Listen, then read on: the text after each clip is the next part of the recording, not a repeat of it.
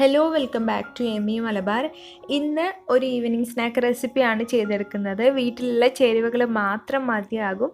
വളരെ പെട്ടെന്ന് തന്നെ ചെയ്തെടുക്കാം. നല്ല ടേസ്റ്റുമാണ്. അപ്പോൾ നിങ്ങളിത് ഉറപ്പായിട്ടും ട്രൈ ചെയ്ത് നോക്കൂ എന്ന് എനിക്കറിയാം. കാരണം വീട്ടിലുള്ള ചേരുവകൾ മാത്രമേ യൂസ് ചെയ്തിട്ടുള്ളൂ. അപ്പോൾ നമുക്ക് ഒട്ടും താമസിയാതെ വീഡിയോയിലേക്ക് പോകാം. ആദ്യം ഒരു പാൻ എടുക്കുക. അത് ചൂടായതിനു ശേഷം അതിലേക്ക് ഞാൻ 1 ടേബിൾ സ്പൂൺ ഓയിൽ ഒഴിച്ചു കൊടുത്തിട്ടുണ്ട്. ഞാനിവിടെ വെളിച്ചെണ്ണയാണ് യൂസ് ചെയ്തിട്ടുള്ളത്. എന്നിട്ട് ഇതിലേക്ക് ഒരു മീഡിയം സൈസ് സവാള ഞാനിങ്ങനെ നീളത്തിൽ കട്ട് ചെയ്ത് വെച്ചിട്ടുണ്ടായിരുന്നു. അത് ചേർത്ത് കൊടുക്കാം. എന്നിട്ട് ആവശ്യത്തിനുള്ള ഉപ്പും കൂടി ചേർത്ത് കൊടുത്തതിന് ശേഷം നന്നായിട്ട് വഴറ്റിയെടുക്കുക. ഓവറായിട്ട് അങ്ങ് ബ്രൗൺ കളർ ആകേണ്ട ആവശ്യമൊന്നുമില്ല. ജസ്റ്റ് ഒന്ന് അതിൻ്റെ ഒരു പച്ചക്കുത്ത് പോകുന്നത് വരെ ഒന്ന് വഴറ്റിയെടുത്താൽ മതി. ഒരു 2 മിനിറ്റ് മതിയാകും. നിങ്ങൾക്കിപ്പോൾ ഞാൻ ചെയ്തെടുക്കുന്നതിൻ്റെ വലിയ സൈസിലുള്ള സ്നാക്കാണ് വേണ്ടതെങ്കിൽ ഞാൻ എടുക്കുന്ന എല്ലാ ഇൻഗ്രീഡിയൻസും നിങ്ങൾ ഡബിൾ ആക്കിയിട്ട് എടുത്താൽ മതി. ഇനി ഇതിലേക്ക് ഞാനൊരു 3 വലിയ വെളുത്തുള്ളി കട്ട് ചെയ്ത് വെച്ചിട്ടുണ്ട്. പിന്നെ ഒരു ചെറിയ പീസ് ഇഞ്ചിയും അത് ഇട്ട് കൊടുക്കാം.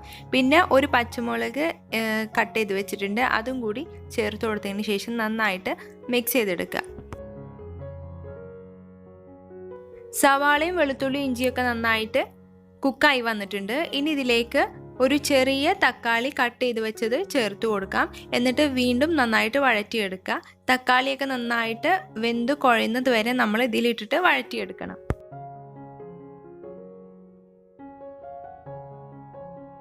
തക്കാളിയൊക്കെ നല്ലതുപോലെ വെന്ത് വന്നാൽ നമുക്കിതിലേക്ക് പൊടികൾ ചേർക്കാം. ഞാനിവിടെ ഒരു 1/4 ടീസ്പൂൺ മഞ്ഞൾപ്പൊടി ചേർത്ത് കൊടുത്തിട്ടുണ്ട്. പൊടികൾ എപ്പോഴും ചേർക്കുമ്പോൾ കുറഞ്ഞ തീയിൽ വെക്കണം. പിന്നെ 1 ടീസ്പൂൺ മുളക് പൊടി. ഇപ്പം നിങ്ങൾക്ക് എരിവിനായിട്ട് മുളക് പൊടിക്ക് പകരം കുരുമുളക് പൊടിയും യൂസ് ചെയ്യാവുന്നതാണ്. പിന്നെ ഇതിലേക്ക് ചേർക്കേണ്ടത് 1/4 ടീസ്പൂൺ ഗരം മസാലയാണ്. അപ്പോൾ ഗരം മസാല നിങ്ങളുടെ കയ്യിലില്ലെങ്കിൽ ചിക്കൻ മസാല ചേർത്ത് കൊടുക്കുക.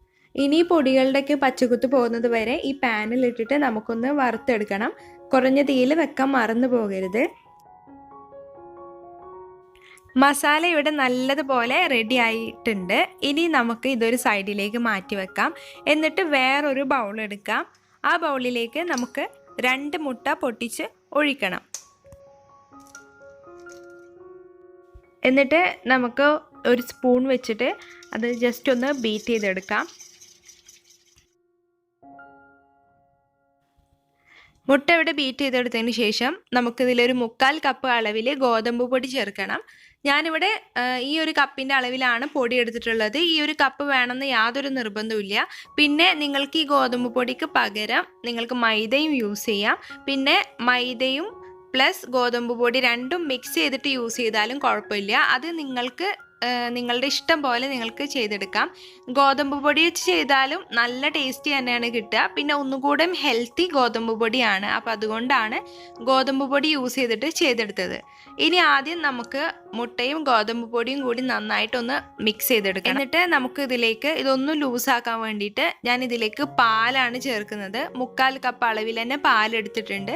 അപ്പോൾ ഈ പാലിൻ്റെ പകരം നിങ്ങൾക്ക് വെള്ളം ചേർത്ത് കൊടുത്താൽ മതി. സാദാ വെള്ളം ചേർത്ത് കൊടുത്താൽ മതി. പാല് കിട്ടുകയാണെങ്കിൽ അത് യൂസ് ചെയ്യുന്നതാവും നല്ലത്. ഇപ്പം നിങ്ങൾ യൂസ് ചെയ്യുന്നത് പാലാണെങ്കിലും വെള്ളമാണെങ്കിലും ആദ്യം കുറച്ചായിട്ട് ചേർത്തിട്ട് ഗോതമ്പ് പൊടിയിലിട്ടിട്ട് നന്നായിട്ട് മിക്സ് ചെയ്തെടുക്കണം. കട്ടകളൊന്നും ഇല്ലാത്ത രീതിയിൽ നമുക്ക് ഗോതമ്പ് പൊടി കിട്ടണം. അപ്പം നമ്മൾ ആദ്യമേ ഒരുപാട് വെള്ളമൊക്കെ അങ്ങ് ചേർത്തിട്ട് മിക്സ് ചെയ്ത് കഴിഞ്ഞാൽ നമുക്ക് ഇത് കട്ട ഇല്ലാതെ കിട്ടാൻ ഇത്തിരി ബുദ്ധിമുട്ടായിരിക്കും. അപ്പോൾ ഇതാണ് ഒരു എളുപ്പവഴി. കുറച്ചായിട്ട് ചേർത്തിട്ട് മിക്സ് ചെയ്തെടുക്കുക. ബാറ്റർ ഇവിടെ നല്ലതുപോലെ മിക്സ് ആയിട്ടുണ്ട്. ഇനി നമുക്കിതിലേക്ക് നമ്മൾ നേരത്തെ തയ്യാറാക്കി വെച്ച ആ സവാളേൻ്റെയും തക്കാളീൻ്റെയും മസാല ഇതിലേക്ക് ചേർത്ത് കൊടുത്തതിന് ശേഷം വീണ്ടും മിക്സ് ചെയ്തെടുക്കുക. അപ്പോൾ നമ്മൾ ഈ മസാലയിൽ ഉപ്പ് ചേർത്തിട്ടുണ്ട്. അപ്പോൾ നമ്മൾ ഈ ബാറ്റർ മിക്സ് ചെയ്തെടുക്കുമ്പോൾ ഉപ്പ് ചേർക്കരുത്. ആദ്യം ഈ മസാല ഇതിലേക്ക് ചേർത്തിട്ട് മിക്സ് ആക്കിയെടുത്തതിന് ശേഷം ഉപ്പിൻ്റെ അളവ് ചെക്ക് ചെയ്യുക. എന്നിട്ട് കുറവാണെങ്കിൽ മാത്രം നിങ്ങൾ ഉപ്പ് ചേർത്താൽ മതി. മാത്രമല്ല ഇപ്പം നിങ്ങൾക്ക് ചിക്കനൊക്കെ അവൈലബിൾ ആണെങ്കിൽ ഈ മസാലയിലേക്ക് നിങ്ങൾ ചിക്കൻ വേവിച്ചത് ചേർത്താൽ നമ്മുടെ ഈ റെസിപ്പി വേറെ ലെവൽ ടേസ്റ്റ് ആകും.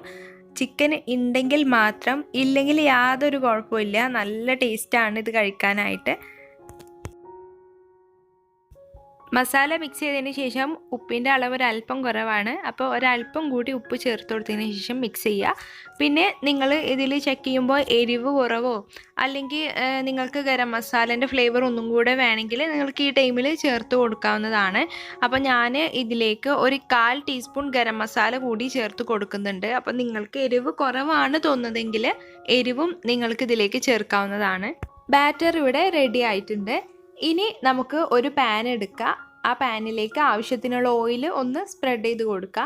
അപ്പോൾ നിങ്ങൾക്ക് ഇഷ്ടമുള്ള പാൻ എടുക്കുക. ഇപ്പോൾ നിങ്ങൾക്ക് കുക്കറിൽ വേണമെങ്കിലും ഇത് ചെയ്തെടുക്കാം. കുക്കറിൻ്റെ വെയിറ്റ് എടുത്തതിന് ശേഷം താഴെ ഒരു തട്ട് വെച്ചിട്ട് കുക്കർ വെക്കുക. എന്നിട്ട് അതിലേക്ക് നിങ്ങൾക്ക് ഈ ബാറ്റർ ഒഴിച്ചു കൊടുക്കാവുന്നതാണ്.